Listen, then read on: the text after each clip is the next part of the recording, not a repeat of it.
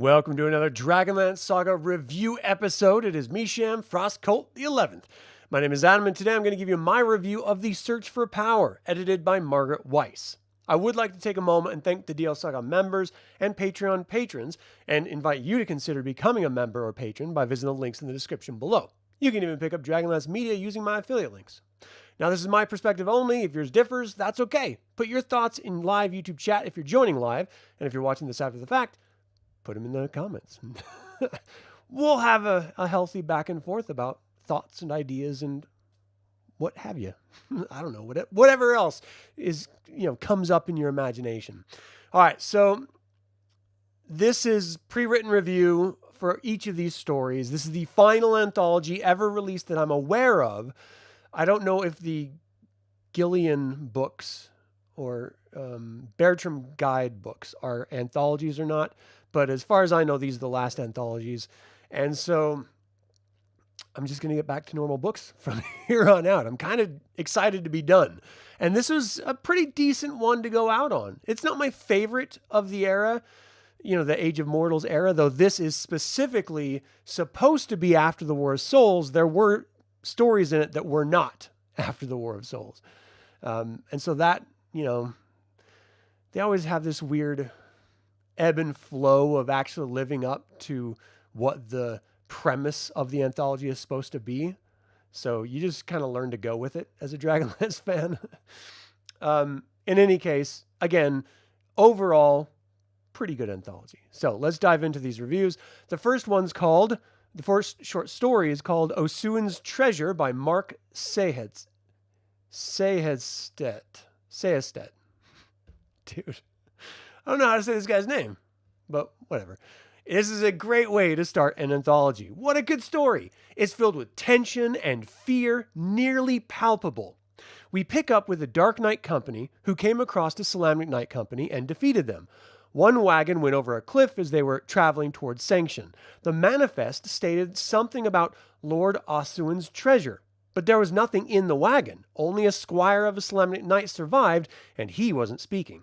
They found a dying knight who, when they told him the cage in the back of the wagon was empty, replied that they would all die.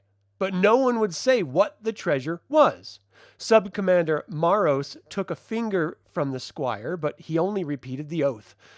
They began to travel towards Sanction, and the treasure caught up to them and started killing. Again, the tension of this unseen creature was great, and as men started dying, it only escalated. The creature wiped out the entire Dark Knight Company. When Maros came to, he was being watched by the squire. The treasure was Lord Osuin's son, taken by Sable the Black Dragon Overlord and turned into one of its dragon spawn. It left the squire alive for the kindnesses that the squire showed it while it was being transported, but as Maros was dying, so the squire told him who and what the treasure was. And this was all worth the read. I just love these horror stories like this one. And horror stories in Dragonlance seem to just be the best, in my opinion. All right. The next one, Loyalty by Richard A. Knack. Oh man, was this great.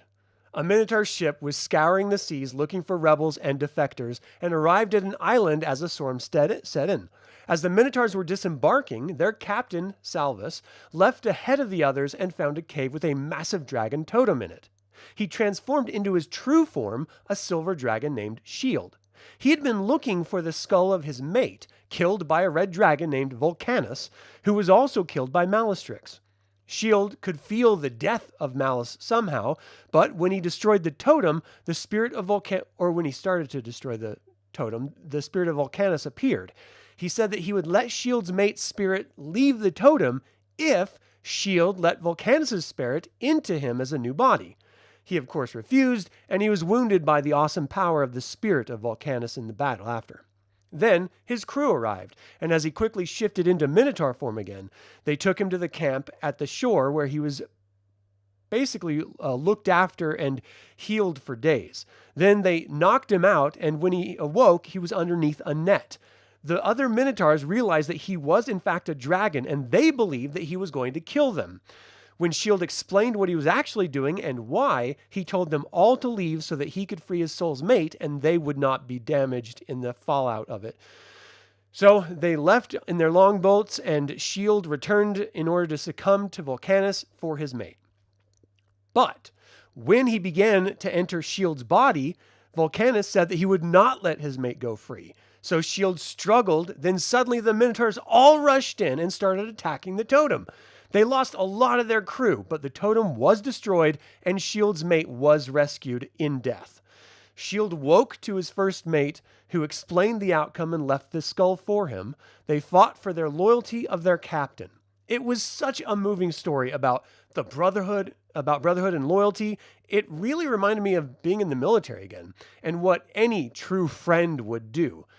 I loved it all. Knack knocked out yet another story, just knocked it right out of the park. All right, the next short story, The Dragon's Child by Nancy Varian Berberick. What a fun story. Raven, a human thief, was scouring the mountains around Sanction for a dragon's den to steal eggshells to sell. Since the return of the gods in magic, there was a premium with wizards for spell components. As he went in, he saw the eggs all smashed and draconians entered. He ran from them with his dragon egg shell, but they were taken by a K-Pack and he fled in the tunnels that are beneath Sanction. The great red dragon Inferno was returning to her lair when she noticed her eggs destroyed and decided to try to cut off any escape by entering the tunnels near the Lords of Doom. But most were collapsed except for the volcanoes themselves. Raven continued to flee the draconians, running into even more before running into a wormling. Apparently one of the dragon eggs hatched, and the wormling followed him. He gave it water and hid it while the draconians got close. Eventually, he came out of the tunnels into a massive cavern with treasure, and the draconians were there and started fighting, when Inferno arrived and destroyed the draconians. The wormling told Inferno that the human was helping it, and the dragon offered a boon to the human, giving him some treasure and told him the way out. It was a great little tale, and now I want a wormling. Like, kind of bad. All right. Four Ends by John Helfers is the next short story. Now, this is a really quick tale about revenge. A woman and her son were taken by a red dragon's minion and brought to him. He believed two of his pirates were stealing from him, so he held the son and had the woman lie to each of them in turn, convincing them to go back and kill the dragon and each other for the treasure and to rescue her son. They both agreed separately, greed convincing them to act. When they got to the cave, the dragon killed them. Then the woman was brought back to the dragon, but she told him that her children were killed and the two pirates had killed them and wronged her. Now it was this dragon's turn. The Seavac and the child turned into silver dragons and killed the red with the woman watching. It was a nice little story that showed even dragons can be tricked. And more, good dragons are willing to work with humans when they're allowed to hunt down and kill evil dragons. I really, really like the idea. And the idea of the pirate towns in Dragonlance. I just don't feel like we have enough of them in general. The next short story, At the Water's Edge by Jamie Chambers. This was a great story, and I'm not sure if it was a dream or not at the end. I'm pretty sure it was, but I could imagine an ending where it wasn't. The elf Anar was trailing elves and saw them talk with an individual. He went to the man and cast a charm spell on him to get information about where the elves had gone. With the information, he traveled to the former lair of Ebon Nightshadow, a black dragon and former servant of Beryl. He was then caught by the elves. He saw his wife, the reason he was searching for the elves, and pleaded with her to leave with him, but she refused. Convinced these elves abducted her, he fought them only to once again be subdued. She told him that after their son died fighting to allow them to escape into the Dwarven tunnels, she came out and wanted to fight to reclaim their homeland of Quillinesty. But he believed that the Dark Knight and Goblin hordes were too much, so he pleaded with her to leave with him. After she refused, he started fighting the elves again and they beat him down. His wife held him as he passed out and awoke in an alley as if from a dream. I think this is a great story, but the idea of a wife abandoning her husband for nationalism actually bothers me more than anything else. I understand wanting to fight for your homeland, but what then? Who will you share it with? Did you ever even love your partner in the first place if you're so willing to abandon them? It's tough to even consider and is a really tough story. The next one is called Lake of Death by Dan Willis. Now, I thought this story was going somewhere, but I was completely wrong. Twins and former Knights of Narako were traveling through Kulinisty after treasure seeking in the Plains of Dust with the Kender Weilinger. They came across a band of goblins and a donkey. They were tired of hauling this cart full of loot themselves, so they attacked the goblins, running them off, and took the donkey. Weilinger named her Leslie, and they continued north. They eventually came to a massive lake with the name Lake of Death. This is, of course, the former Quelanost. They decided to make camp when they saw a boat and decided to take it across the lake. Leslie was very difficult to get onto the boat as she was afraid of the lake, and it turned out, with cause. The lake was haunted by the spirits of the dead. This freaked out the donkey, who kicked the two former knights into the water, refusing to let them back on board. As they continued through the lake, the Kender convinced the donkey to let them aboard by promising to share their treasure with her. Then, once on the other side of the lake, they disembarked and traveled to the Green Valley beyond. This story had a number of oddities in it. First, the Kender got scared from the ghosts in the Lake of Death. But Kender are supposed to be fearless, unless they are afflicted Kender, but Weilinger never showed any signs of being afflicted until that point. Then, the donkey, being able to understand the Kender and humans, even making deals with them, was nonsensical. I get that donkeys are known to be stubborn, but promising them food and treasure as if they understood English or Common or whatever is ridiculous. And then, it ended so abruptly, I wonder what the true purpose of the story was meant to be. I felt like there was a couple of stories like this that they actually just cut off in the middle of the short story because they didn't have enough, or it was just too long for the anthology, but they still wanted to include it. Which would be a weird choice, but then reading this felt so awkward and out of place that I can't think of any other reason for it to be that way. The next short story is called The Dragon Slayers by Douglas W. Clark. A dragon slayer named Scarith came to town and started boasting about his exploits in a tavern. The Kender was awestruck and asked for more and more stories as the mayor appeared. The mayor mentioned that the town was suffering from a dragon who had been killing the ranchers' livestock. They offered the dragon slayer the opportunity to kill the dragon and save the town for a price, of course. The dragon slayer said that he would do it in the morning, and the barmaid backed him up when the patrons all said that there were hours of light left in the day. That night, the false dragon slayer tried to sneak out of the inn, but was interrupted by someone claiming the dragon had just struck. They all tried once again to get him to go out in the night, but he refused, and in the morning found that his fake dragon lance was gone with the Kender.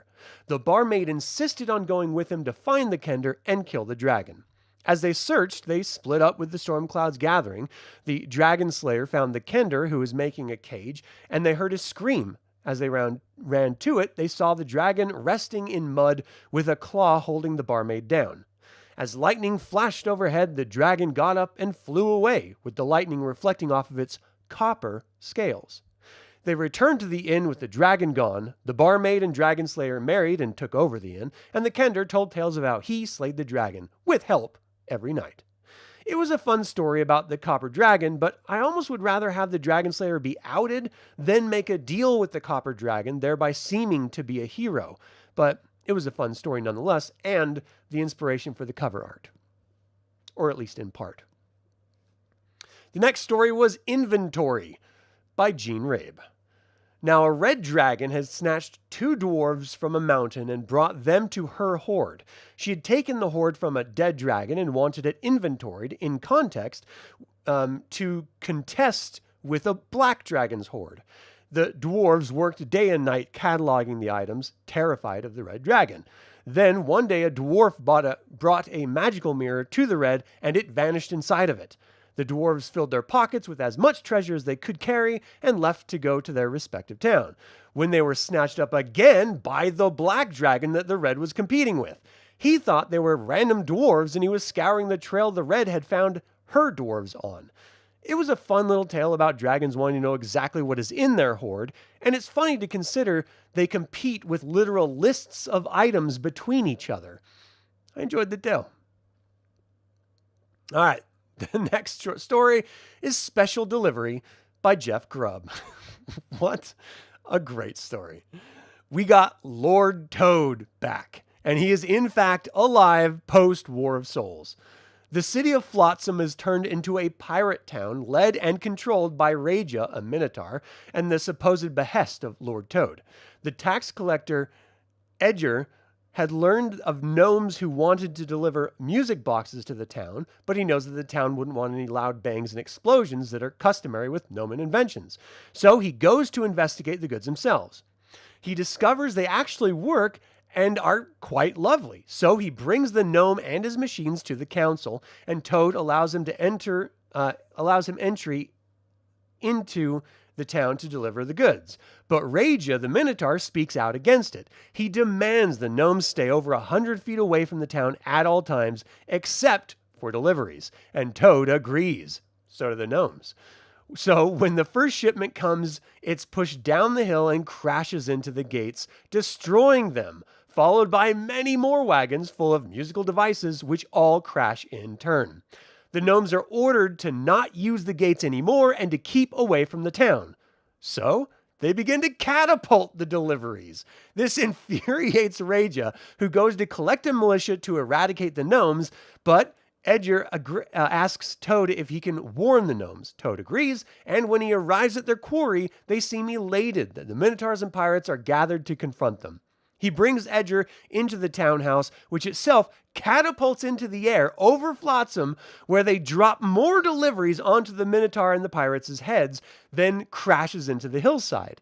They all walk away, and it turns out Toad was tired of the pirates and used the gnomes to get rid of them. That Toad is one sneaky hobgoblin, even in his advanced age. I loved that story so much. All right, the next short story is called Marine Skies by Lucian Solban. This was another great underwater story that felt like it was cut off too soon. It featured 3 Dargonisty sea elves as they explored and mapped the deadly Desolation waters. Something is poisoning the corals, killing them and forcing sea life to abandon the area, and sharks to move in, searching for remnant food sources. They narrowly escape one shark and continue mapping the sea floor on their dolphin scout, Minnow's Tyrant's back. I think it's really interesting that they mark maps on the backs of dolphins and then send the dolphins to their headquarters so that they can copy the dolphins back so they can have maps of the entire ocean. It's a pretty interesting way of doing it. They discover a more salty portion of water in an area known as the World Gash, where the seafloor has dropped out of sight. They go to explore it, only to discover it's a cloud of acidic water poisoning the area that they have to swim through. On the other side, they soon witness a volcanic eruption, and even more of the seafloor, now above them, crumbles down on top of them, trapping one of them below and killing them, while the other 2 swim up to freedom. They need to report back to Watermere and Istar to warn the other sea elves of the rapid changes their sea is experiencing and how it will affect all life underwater. I really love how the sea is another world altogether, but it's still affected just as the surface is by the dragon overlords or their sudden absence, as in post-War of Souls era. Let's hope we get more of these wonderful stories in the future. All right, the next short story is called Worm's Claw Inn by Miranda Horner. This was an unexpected tale. Tam Keary ordered an exorcism for the inn owned by Argus Thornton. This closed the inn for a while, though Argus believes it was less about the mild nuisance of the ghost that did in fact haunt the inn than the tab that he demanded Tam to pay. When the cleric arrived, they heard commotion in the kitchen to discover Tam near death, with weapons sticking out of him. His wife was tired of his drinking and hitting her afterward, so it appeared she finished him before he could finish her. Then they hear a commotion upstairs. There were 2 ghosts now that were messing around in the master's room, yelling to get out. The new housekeeper, Brell, pulled a ring off of a necklace, claiming that it was a wish ring, and wished the ghosts to leave. Suddenly all was quiet. But that was enough for the innkeeper. He and the cleric left, leaving Brel with the inn. Then it was revealed that the ring was in fact her wedding ring, and the two ghosts were her husband and her daughter. She had left after the dark knights that had killed them and killed them, then returned to claim her old home. It was a great story that makes me want to run yet another one-shot about a haunting. And I have to say, any woman who, or any partner I should say, who kills their spouse because their spouse regularly beats them or abuses them, I'm all for. Like that's up there with like assaulting children and stuff. You just don't do that. You don't assault other human beings. And if you're an individual that is sort of trapped in an abusive relationship, do everything you can to get out, because chances are it's going to end in your death. And it's better that the other person is the one that dies because they're the abusive piece of shit. You deserve life. So contact the police or someone for help. All right, the next short story, Coin of Adamant by Kevin T. Stein. Another one of the Wolfbunde and Bundesfahr stories. These disciples of the Dark Queen are created by Canis, who never explains who it is to us. But the other Bundesfahr have started following Mishikal in the post-War of Souls era as Takesis is dead. But Breck and his Wolfbunde refuse. They chase a chaos demon only to be nearly destroyed by it, and Mishikal shows up herself to offer them help. Instead, they pick themselves up and wander away. Then Mishikal says that, quote, Krynn's secrets are coming to destroy us, and they need the Bundesfahr. Is this in reference to the remnant chaos minions? Mina? Or some other threat that was never explored? We will never really know, but I'm glad that this set of stories is done. I like the premise of a wolf-bound pair, but it needs to be fleshed out more and extrapolated on to make complete sense. And all I'm left with is wondering why this story was even created. Because it doesn't add context to the War of Souls. It doesn't ever flesh out who Canis is that created these Bundesfahr in the first place, or the true point of the Bundesfahr. And so you're just left sort of wanting more and never getting it in every one of these damn stories. It's really frustrating. All right, the next short story is called The Box by Paul B. Thompson. Well, I did not expect this. The story begins as an old man and his dog are leading a wagon through town when 3 thieves catch sight of him. They help him past a rut in the road when they stalk him as he goes into a tavern. They look at his cart, which has a sealed box in the back. They try to pick it out, only to reveal that it has a lead-filled lock. They go into the tavern, and the 2 thieves go to get horses so that they can follow this man and his cart to rob him of it. They are certain it contains something valuable.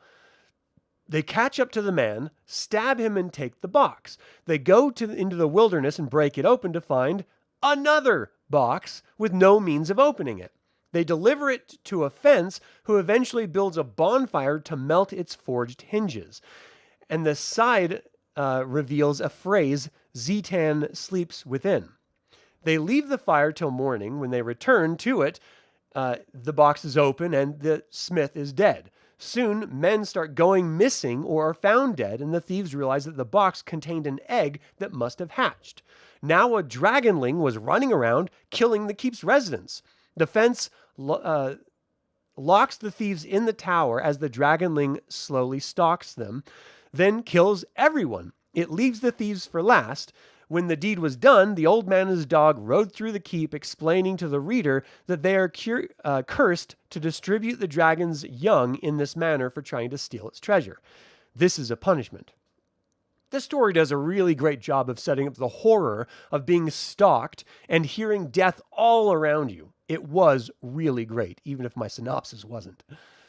All right, the next short story is called The Albino by Douglas Niles. This is the final story. This was an interesting first-person narrated story about a black dragon during the Dragon Purge. She found a secret lair in a volcano and was raising her brood there. One of her hatchlings was an albino, and it was quickly shunned and brutalized by everyone. It took to crafting blocks of stone with its acid breath alone. One day it snuck off and its mother went after it. It was near a random Knight of the Rose when the mother caught it and killed the knight and his horses and punished the albino. This behavior would repeat regularly, and one day she went after the albino as it tried to fly. It was seen by a great red dragon that was going after it, and the mother hid and ambushed the bigger red. It was a difficult fight, but the mother black won and once again punished the albino. When they were all healed, it took all of the brood to test flight after the mother. To test flying, and the albino took off into the sky. The mother gave chase, and Malastrix flew out of the clouds after the mother. She fled as best she could, but Malice found her wormlings and killed them all, then came after the mother again. She went into an underwater cavern she knew of, and once inside, fighting for air, she got to the end to find it blocked by square blocks her albino was forging. There the story ended, with her suffocating and ambushed by the very wormling she took care of. This is a great way of showcasing how brutalizing children leads to brutal children. It makes me think of the film The Good Son with Macaulay Culkin. It's an odd feeling to enjoy this type of a story, but she was really mean to the dragon, the albino wormling, and I can't help but feel justice was served by, again, someone that was abusing children being killed. I think that's a good thing. But what are you going to do? All right, so let's see here. Thank you for the preparation videos. They're really helpful. Oh, you're welcome, Derek. The first one of the 5 best DL stories ever. It was a good story, that first one. Love of a Father, Greatest Treasure, Knight's Tension, Twisted Ending. This is Dragonlance. Yeah, it was really nice. You always appreciate the similarities between knights, silver dragons, and minotaurs, kindred spirits. I just feel like that's par for the course for like half of the people in Dragonlance, you know? They're either, because it's supposed to be about balance, right? So half of the population is going to be generally good, and if not good, honorable. And the other half is going to be vile and evil and sort of feeds on itself and destroys itself. And that's kind of Dragonlance in a nutshell. I mean, very distilled and sort of trite way of putting it, but that is kind of it. You love how, unlike many other authors in these anthologies, Nat continues to show love of Dragonlance to this day, and his story was great. Yeah, and look, I've always, and I say this every time I read one of Nat's short stories, I've always been critical of authors, and I've always showcased issues that I see, because that's what a review is. If I just said everything was great all the time and I didn't give any critical analysis, then you wouldn't really trust any of the reviews I ever gave. I have to be honest. And while some story beats from Knack can wear on me, he is by far a really great author that I love seeing play in the Dragonlance toolbox or playground or whatever you want to call it. He's great. And I love the fact that he's still doing it with Dragonlance Nexus today. Like he is still invested. I mean, we've had game designers and authors of Dragonlance that don't even like Dragonlance. It was just a job for them. And so they just did it and they moved on. They don't keep up with it. They don't care about it. They're not interested. But Knack is. So you got to give him props for that. And Knack isn't someone who likes his version of Dragonlance. He plays in every era and shares the love in all of it. And I really appreciate that. Hey, Corey, how you doing? Thanks for tuning in. No problem. Lake of Death was another cool story idea in the 5th Age, reminiscent of the Blood Sea. I thought that story was hot garbage. I thought it could have been interesting, but it just didn't go anywhere. It didn't do anything. It was just like explaining that the lake was there and it was haunted. That was the point of the story. And that's just not good enough to me. Like, I need a reason to care about the characters, and they didn't give me one at all. Love the artwork on the cover. I don't know, man. The closer you get to it, the more hokey it looks. And it honestly, that knight, because I know it's that fake Dragon Slayer knight, he reminds me of like Shrek's Lord Farquaad. And it kind of bothers me. It kind of does. So I don't want to shit on anyone's artwork, because art is, interpretive and everyone's got their own feelings about it. But Yeah, it's not my personal favorite. The cover art was great. You find yourself not enjoying most modern D&D art styles, which is more abstract and less realistic. I think this and the previous Players of Gillian cover art were not very good. I thought the first of this trilogy's cover art was great. Endless Yahoo, how you doing? It's amazing this guy's making Dragonlance content like this book was released yesterday. This is the first time I'm reading it, man. So it might as well have been released yesterday. But that's kind of what I do on this channel, is I just take Dragonlance content with my passion and present it to other Dragonlance fans. That's it. And I hope you enjoy it. Love your reviews, even though you did not like this storyline. No problem, Skull Cowboy. Thank you so much for tuning in.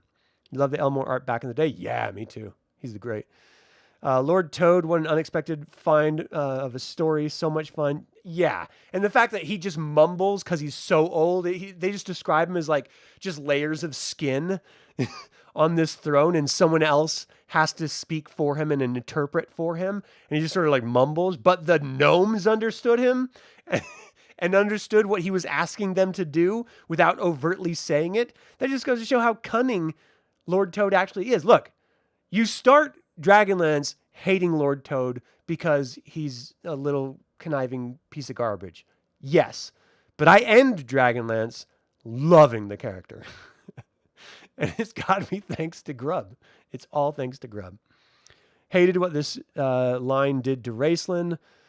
Raceland wasn't in this particular book, but I do understand what you're saying about like the War of Souls era and sort of how it completely changed Raceland altogether.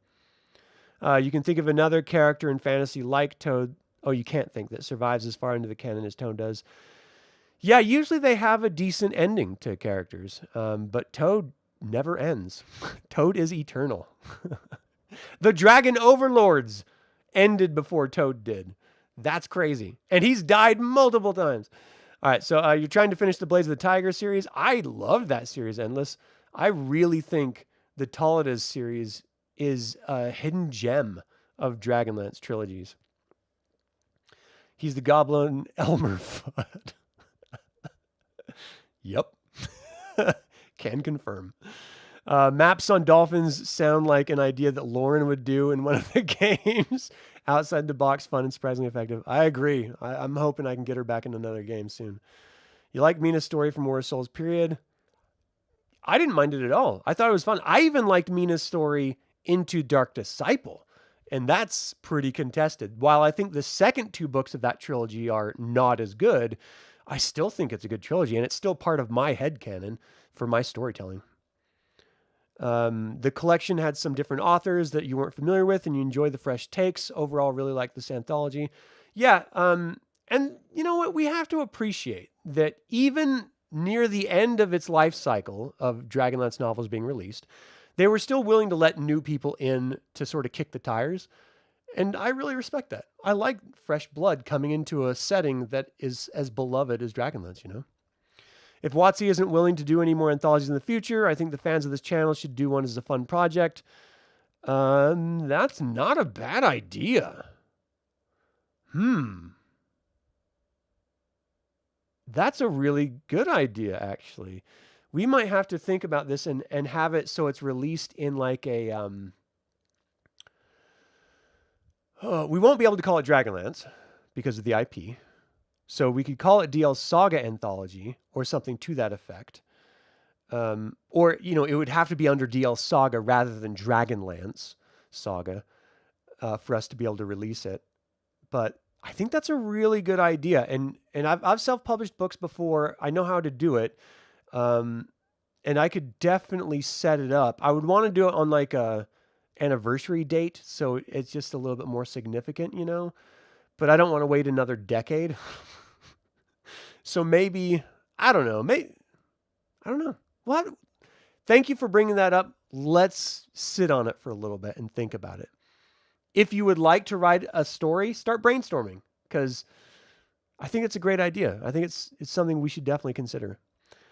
Crazy, man. At least some of us haven't done crazy. You guys read the Destinies series? Read them and reviewed them on the channel. That's pretty crazy. Injun Joe, how you doing? Thanks for tuning in. You're in understanding there are Dragonlance books you will never get to read. Most in War Souls era, it would take too long to read it all. I don't know. I'm plucking through them, man. One a week, three every 2 weeks is basically the pace I'm going.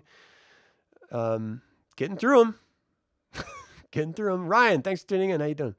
Your channel works as the best cliff notes. Saves people time. Yeah, that really is kind of what it has turned into. It kills you. The jobbers make you furious. Yeah. JB, how you doing? Thanks for tuning in. Really, all you need is Chronicles, Legends. Rest is cool, but yeah, that's fair. A lot of people see it that way too. The one with the Magma Dragon, Mina Chaos Wars stuff. Once they took magic away, it wasn't as good as in your opinion. Yeah, that idea was shared by a lot of people. And, it was just one of those schisms that happened in the fan base. And it happened with the authors too. They weren't happy about it. So compared to now, you're lucky to see original artwork. AI has changed everything. Yeah, it really, really has. And it's only going to ramp up. Our entire US economy and arguably global economy is based on the bubble of the promise of what AI will deliver. And absent that coming to realization, we are going to be into a massive Great Depression, unlike the past ones we've seen in our history. Like worse than the housing bubble of 2008, worse than the recession, worse than everything. The Great Depression back in the 40s. I mean, it's going to be horrible. Let's see. You don't mind as long as it's accurate to the source material. This is an interesting point about Raceland. He was sort of nerfed in War of Souls, no ambition or desire to improve his situation. I mean, he was a ghost. He was his spirit, right? He was like hanging out with the gods, waiting for Karaman to die and for Karaman's soul to join him in the afterlife before he could go through the Gate of Souls. So, he was sort of like, it's that idea that once you die, you sort of have all this other knowledge and you sort of, I don't know, come around or something to the good guy's side or something. I don't know. I like the moral complexity of Raceland as a character and the way that he sort of ended with Karaman in the War of Souls. It wasn't really that complexity of a character anymore. He had fully changed to being a good guy that he never actually was in life. So where did that come from? 2% of your days are quite good if you round up from 0. Engine Joe would do it. You find yourself working backwards, finding hidden gems in the TSR era. Tons of things lost time in the Dragon Polyhedron magazine articles. Yeah. And for all the members of this YouTube channel, I've gone through every single Dragonlance magazine article from Polyhedron to Dungeon to Dragon. And I've covered them all for all the members. So you can actually sit and watch and read them all with me or just listen to me read them and talk about them to the people that were tuning in. So, and like all of it, a lot of really great content is out there. All right. So this was ultimately a really good anthology of stories. While they're not all gold, they are really good and much better than the preceding anthology, in my opinion. If you're a fan of dragons or Dragonlance, you should read this anthology. And that is it for my review of The Search for Power, edited by Margaret Weis. What did you think of the anthology? Did you connect with any of these stories? And finally, what is your favorite anthology in Dragonlance? Feel free to email me at info@dlsaga.com or leave a comment below. I would like to thank creator patron Aaron Hardy, producer patron Azrael, and developer patron Chris Androu. I'd also like to take a moment and remind you to subscribe to this YouTube channel, ring the bell to get notified about upcoming videos, and click the like button. This all goes to help other Dragonlance fans learn about this channel and its content. This channel is all about celebrating the wonderful world of the DragonLance Saga, and I hope you'll join in that celebration. Thank you for watching. This has been Adam with DragonLance Saga. Until next time, Slán Javar.